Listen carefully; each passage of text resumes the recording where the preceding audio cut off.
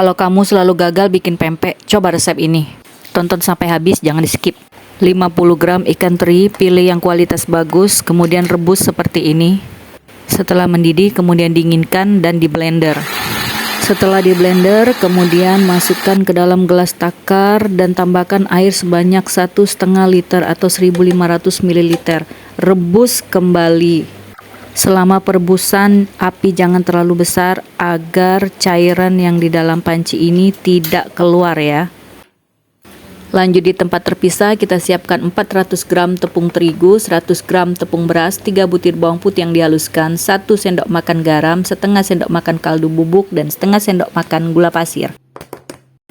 Campurkan saja seperti ini, kemudian kita akan tuang air rebusan yang sudah mendidih tadi sampai habis ke dalam adonan.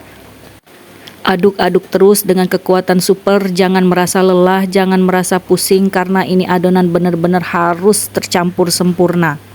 Tekstur adonan cukup padat, jadi kita harus terus aduk agar suhu turun.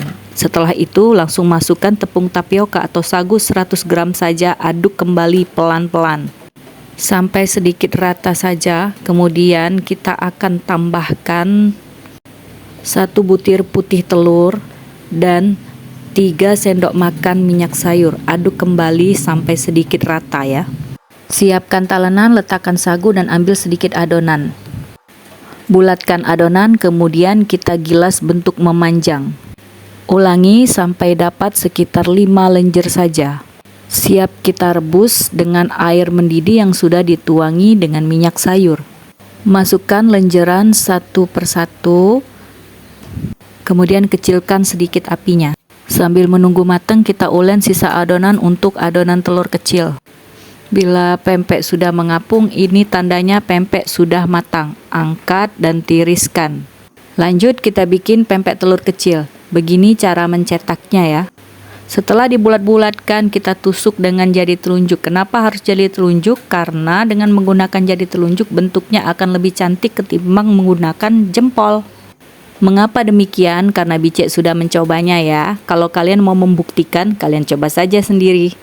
Untuk isian, Bicek gunakan 4 butir telur yang dikocok lepas. Setelah dikocok, dituang air panas agar nanti kalau sudah matang, isian telurnya lembut dan creamy. Telurnya tidak perlu diberi garam ataupun penyedap ya, cukup telur saja. Bila pempek sudah gemuk-gemuk, gendut-gendut, menul-menul seperti kita dan dia mengapung, itu tandanya dia sudah matang seperti ini ya. Angkat dan tiriskan. Setengah adonan ini hasilnya sekitar 30 butir pempek telur kecil. Lumayan kan? Nah, setelah diangkat seperti ini hasilnya ya. Lakukan pekerjaan ini sampai habis. Jangan lupa panci-pancinya nanti siap untuk dicuci. Tapi sebelum kita memikirkan panci-panci yang harus dicuci dan lantai yang penuh tepung, mari kita eksekusi dulu pempek ini agar pikiran sedikit tenang. Jangan lupa siapkan saus cuko. Ini penampakan bagian dalam isiannya ya. Nah, kita goreng segaring ini. Kalau kalian merasa resep ini bermanfaat, share dan bagikan ke teman kalian. Oke, selamat mencoba.